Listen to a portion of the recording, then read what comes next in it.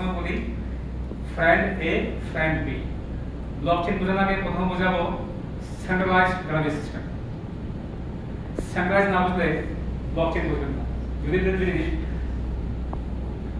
WhatsApp use করছি, WhatsApp এটা এ, এটা বি। এ বলছে hello how are you, B কে বলছে।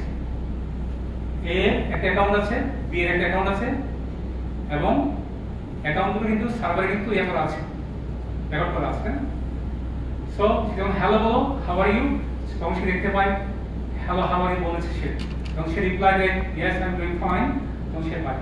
এটা অ্যাকচুয়ালি তারা তাৎক্ষণিকভাবে পায় এ এন্ড বি, কিন্তু আসলে ডাটাটা প্রথমে যায় সেন্ট্রালাইজ ডাটাবেসে। প্রথমে সে ডাটাবেস যায়, ওখান থেকে ঘুরে এখানে আসে। এটা স্পিড অফ লাইট এবং স্পিড অফ লাইটের গতি দেশে যায়, যার কারণে মনে হচ্ছে আমরা এই মাত্র পেয়ে গেলাম।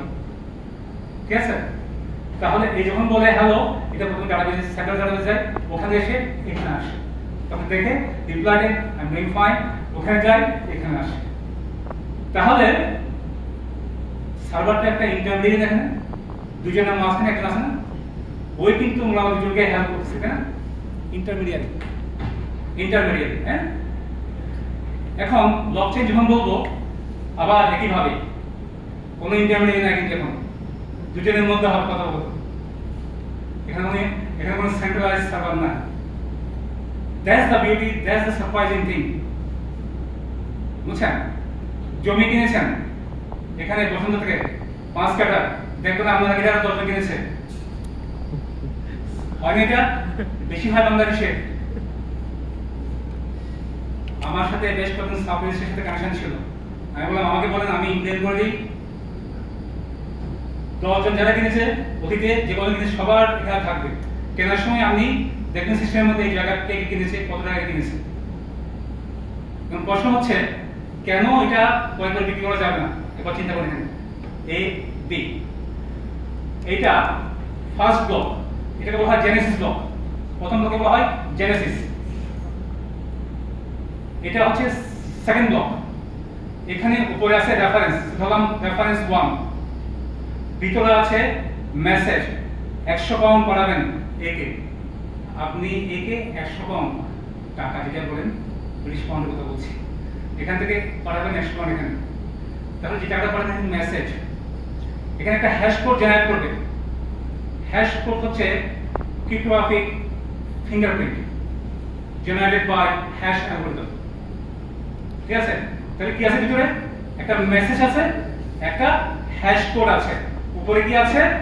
একটা রেফারেন্স আছে, সে R1। ঠিক আছে, যারা সায়েন্স ব্যাকগ্রাউন্ড তারা এই জিনিস বুঝবে। এখানে তো কয়টা জিনিস আছে?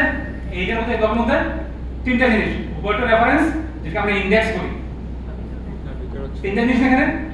যখন এই ব্লকের সাথে এই ব্লক যখন চেইন তৈরি করবে, তখন এই 3টা জিনিস এটার ভিতরে ঢুকে যাবে। রেফারেন্স উপরে ছিল, কিন্তু রেফারেন্স সহ এই দুটো সহ এটার ভিতরে ঢুকেছে। এটা রেফারেন্স টু। ঠিক আছে, এখন উপরে রেফারেন্স দেখা যাবে, ভিতরে কিন্তু আরেকটা হ্যাশ কোড জেনারেট করবে এটার জন্য। ঠিক আছে না? তাহলে এটা তো কয়টা এখন? 4টা না? 3টা, 2টা ছিল, একটা 3টা, 4টা হলো। উপরে একটা, উপরটা তো দেওয়া যাবে না। নেক্সট ব্লক চিন্তা করুন, যা আছে এখানে রেফারেন্স 2 সহ চলে গেল এখানে, আছে না এখানে? ওটা হচ্ছে রেফারেন্স 3। ওখানে একটা হ্যাশ কোড জেনারেট করবে। আগের সবগুলো পাস। মনে করেন আমি এখানে যারা আছেন সবার সাথে আমি কানেক্টেড। এই ম্যাডামকে 100 পাউন্ড দিলাম, যদি ওনার সাথে সবাই কানেক্টেড থাকে সবাই জেনে যাবে আমি ওনাকে 100 পাউন্ড দিয়েছিলাম। বুঝতে পারলাম ব্লকচেন?